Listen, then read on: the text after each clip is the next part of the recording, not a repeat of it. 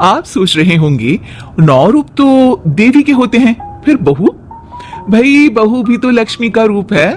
तो जब बहू के पैर पड़ने से घर में समृद्धि आती है तो और क्या क्या होता है, जरा देखिए। रामलाल और श्यामलाल 2 भाई थे। दोनों बड़े ही प्यार से साथ ही एक ही घर में रहते, लेकिन दोनों की बीवियों का रवैया एक दूसरे के लिए बिल्कुल ठीक नहीं था। एक दिन रामलाल की बीवी कहती है, अरे रमा, ये क्या कर दिया? सारा कचरा पूरे घर में फैला दिया। माफ करना दीदी, मैंने रखा तो एक ही जगह था, लेकिन हवा इतनी तेज चली कि उड़ गया। अभी उठा देती हूँ। हाँ हाँ जल्दी करो। और एक बात, अब भाई साहब से बोल देना कि 2 रसोई कर ले। पता तो है मेरा बेटा सोहन बड़ा हो गया है, अब लड़की वाले भी आने लगे हैं, तो उसकी शादी हो ही जाएगी इस साल।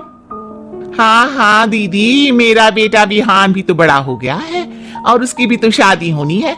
ठीक कहती हैं आप। अब हम ऊपर वाले तल्ले पर शिफ्ट हो जाएंगे। मैं विहान के पापा से बात कर लेती हूँ। बात नहीं करना, शिफ्ट होना है, क्योंकि मैं अब साथ नहीं रह सकती। हाँ हाँ दीदी, ठीक है ना। फिर क्या हो जाते हैं एक घर के, एक परिवार के 2 टुकड़े और 2 रसोई, दोनों के बेटों की शादी। और फिर शुरू होती है कहानी। अरे मेरी बहू तो ढेर सारा दहेज लाई है। ये देखो, बड़ा टीवी, एसी, कार और गहने भी। दीदी ये तो बहुत अच्छा है, लेकिन है कहाँ आपकी बहू? अब वो सो रही है, थोड़ी रिजर्व टाइप की है ना, अपने ही कमरे में रहती है और ज्यादा बात भी नहीं करती। तभी रमा की बहू की आवाज आती है, माँ कहाँ है आप? जल्दी आइए, नाश्ता ठंडा हो रहा है और मुझे भी भूख लग रही है।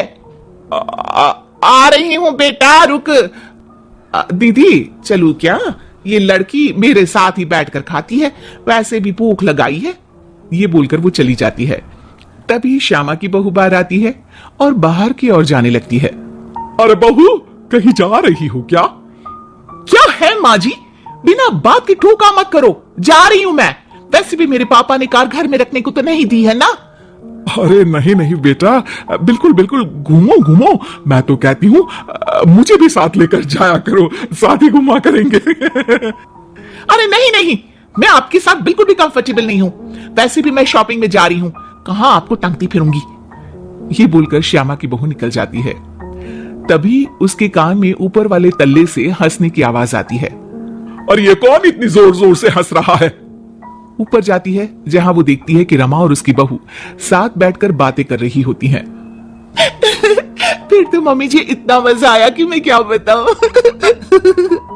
हाँ हाँ बहू, सुनने में ही हंसी नहीं रुक रही। तू तो वहां मौजूद थी। तभी दोनों की नजर श्यामा पर पड़ती है। अरे ताई जी आइए ना, आइए। वो उनके पैर छूती है और फिर चाय बनाकर लाती है। श्यामा अकड़कर कहती है, अरे नहीं नहीं, मैं चाय वाय नहीं पीती, बस हंसने की आवाज आ रही थी तो सोचा बता दूं कि टीवी की आवाज धीमी कर लो। अरे टीवी वो देखो दीदी, धूल खा रहा है, वक्त ही नहीं मिलता देखने का। बहू के साथ वक्त कैसे बीत जाता है, इसकी बातें और किस्से कहानी किसी सीरियल से कम नहीं होते। श्यामा को खुशहाल रमा को देखकर जलन होती है। हाँ हाँ, मैं तो तंग आ जाती हूँ इतनी सारी बातें करके, मुझे तो सुकून पसंद है। ये कहकर श्यामा चली जाती है। अगले दिन रमा अपनी बहू के साथ घर से जा रही होती है कि तभी दरवाजे में श्यामा उन्हें टोकती है। अरे कहाँ जा रही हो दोनों? अरे देखिए ना दीदी, इसे शॉपिंग करने जाना था। मैंने कहा अकेली चली जा, तो कहने लगी मम्मी जी आप घर में अकेले बोर हो जाओगे ना, आप भी चलो हमारे साथ। अरे अब इस उम्र में तू कहाँ घूमेगी? अब देखते हैं दीदी, जहां ये लड़की घुमा दे। अब मेरी बहू भी कल गई थी कार चलाकर। हाँ। तभी रमा की बहू कहती है, ताई जी मुझे तो कार चलानी नहीं आती, लेकिन हाँ इस सुहाने मौसम में मम्मी जी को स्कूटी की सैर करा देती हूँ। श्यामा का मुंह बंद हो जाता है। वो अपने कमरे में चली जाती है, जहां उसकी बहू बैठकर अकेली टीवी देख रही होती है। बहू तू भी कुछ बातें किया करना, मैं अकेले अकेले बोर हो जाती हूँ।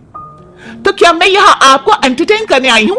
देखिए मम्मी जी, मैं तो सिर्फ ये कहना चाहती हूँ कि ये टीवी मेरे पापा ने दी थी, तो ये टीवी कल तक मेरे कमरे में लग जानी चाहिए, समझिए आप। ये बोलकर वो वहां से चली जाती है। श्यामा सोच लेती है कि वो अब ये सारी बातें अपनी बेटी को बताएगी। शाम को उसका बेटा जब घर आता है, अरे देख बेटा, तेरी बीवी सारा दिन अपने कमरे में रहती है, न बात करती है न चित। मैं बूढ़ी सारा दिन भूत की तरह अकेली घूमती रहती हूँ घर में। अरे माँ, मैं क्या बोलूं? मैंने कई बार उसे बोला कि सबके साथ उठा बैठा करो, हंसा बोला करो और मिलकर रहो, लेकिन वो कहती है कि उसका मन ही नहीं करता।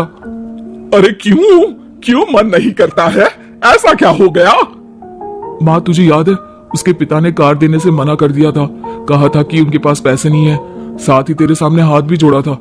लेकिन कैसे तूने उसके पिता के साथ बुरा व्यवहार किया था। उन्हें कहा था कि पैसे नहीं है तो किसी भिखारी से शादी कर दो अपनी बेटी की। हाँ हाँ बेटा, तभी तो आज दरवाजे पर इतनी लंबी कार खड़ी है।